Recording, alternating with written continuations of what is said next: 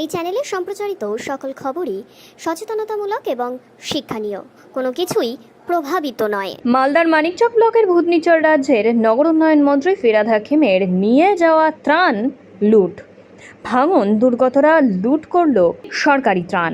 এমনই দৃশ্য কিন্তু উঠে আসছে, দেখুন সেই ছবি।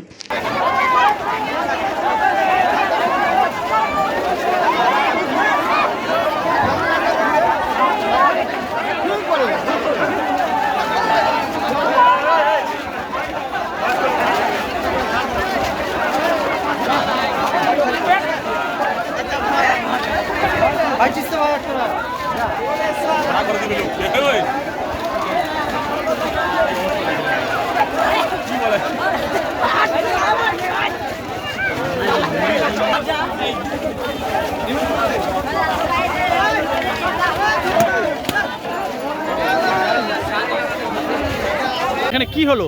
কে এসেছিল? ফিরহাদ হাকিম এসেছিল। কি করলো এসে? ত্রাণ বিতরণ। হ্যাঁ, ত্রাণ পেলেন? তারপরে দেখলাম শেষে অনেকটা ঝামেলা হলো। কি ঝামেলা? মানে হুড় হয়ে গেছিল। হ্যাঁ, তারপরে লোকজনের ভিড় হয়েছিল। মহিলার মোবাইল হারিয়ে গেল। একটা মহিলার মোবাইলও হারিয়ে গেছে ত্রাণ নিতে গিয়ে। কেন হারালো কিভাবে? ওই তো ভিড় হয়েছে অনেকটা। হ্যাঁ, তো ত্রাণ কি লুট হয়ে গেল শেষে? হ্যাঁ, ওই ভিড়ের মধ্যেই সবাই ছুঁড়ে ফেলে দিল, ওই জন্য মোবাইল সব হারিয়ে গেল। তখন পুলিশ ছিল না এখানে? হ্যাঁ ছিল, সবাই ছিল। সবার সামনে এটা হয়েছে? হ্যাঁ সামনেই হয়েছে।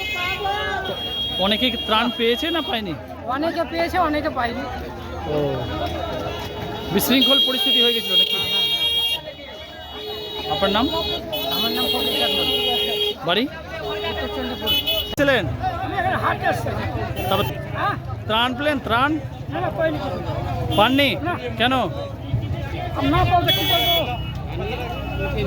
কি হলো শেষে? লুট হয়ে গেল নাকি? শেষে কি লুট হয়ে গেল? হ্যাঁ, লুট হয়েছে। ছিটিয়ে দিয়ে একটা মানুষের সামনে। কে ছিটালো? ওরা যার জিনিস দিয়ে হ্যাঁ, আমরা পেলাম না।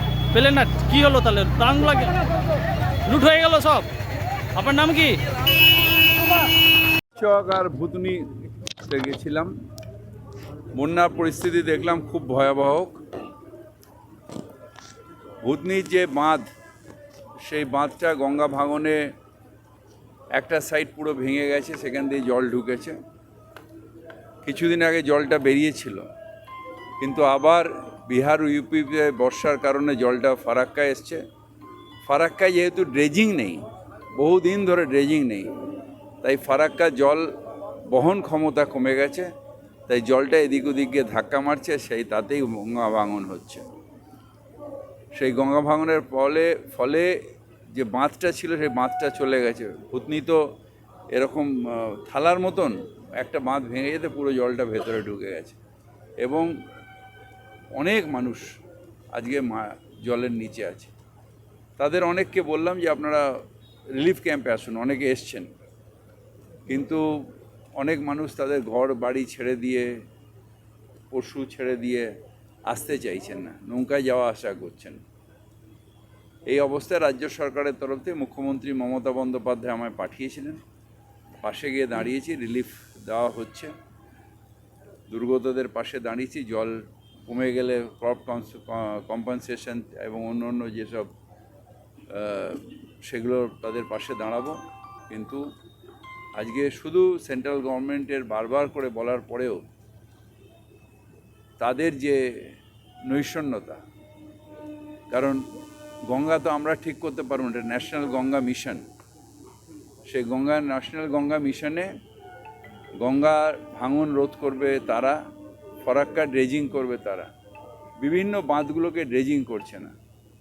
তাই বিহার ইউপির ওদিকের অতিরিক্ত বর্ষার জলটা এদিক দিয়েই বেরোয়, এবং বেরিয়ে যেহেতু বহন ক্ষমতা নেই ফরাক্কার, তাই ধাক্কা মারছে, মেরে গঙ্গা ভাঙন হচ্ছে, এবং সেখান থেকে আমাদের এই মানুষগুলোর দুর্দশা বেড়ে যাচ্ছে।